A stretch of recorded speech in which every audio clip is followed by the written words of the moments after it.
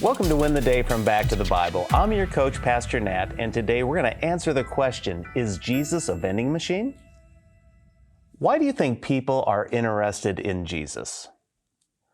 Why do you think people are curious about Christianity? I think it's probably because they believe that it can do something for them, or Jesus can do something for them. And you know what? They would be right. Many people follow Jesus because they think he's a divine vending machine. But often, what people want or expect from Jesus is not what's promised. Why do I say that?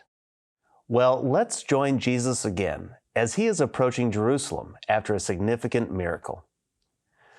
Jesus has just brought his friend Lazarus back from the dead. The people are following Jesus into Jerusalem, and that's where we pick it up in John chapter 12, verse 17. The crowd that had been with him when he called Lazarus out of the tomb and raised him from the dead continued to bear witness. The reason why the crowd went to meet him was that they heard he had done the sign. So the Pharisees said to one another, "You see that you are gaining nothing. Look, the world has gone after him."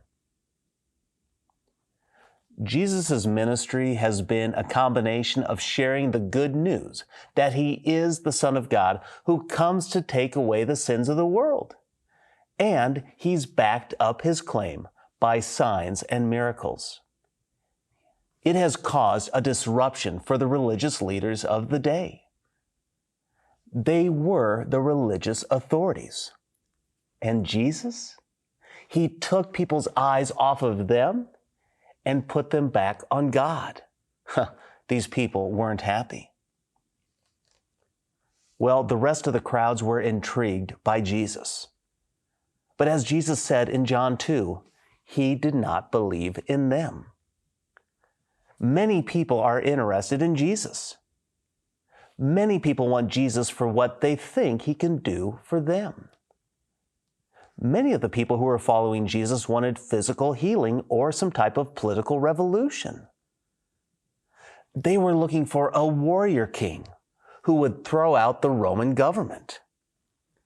Instead, they find a servant king riding into Jerusalem on a donkey instead of on a war horse. But they continue to watch and see what he will do.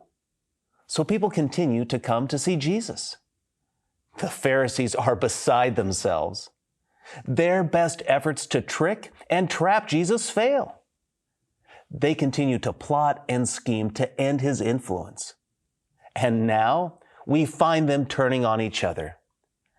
They say, "You see that you are gaining nothing. Look, the world has gone after him."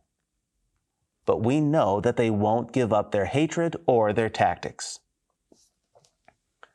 But today, we must wrestle with the question, how do you view Jesus? Is he a good luck charm? A better safe than sorry insurance policy? Someone you follow because of what you can get, rather than who he is.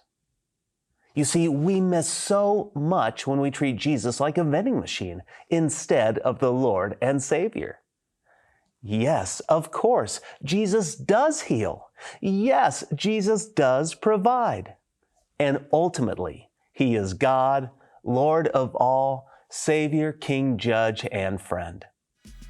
Today, follow Jesus for who he is first, and then allow him to determine what you need.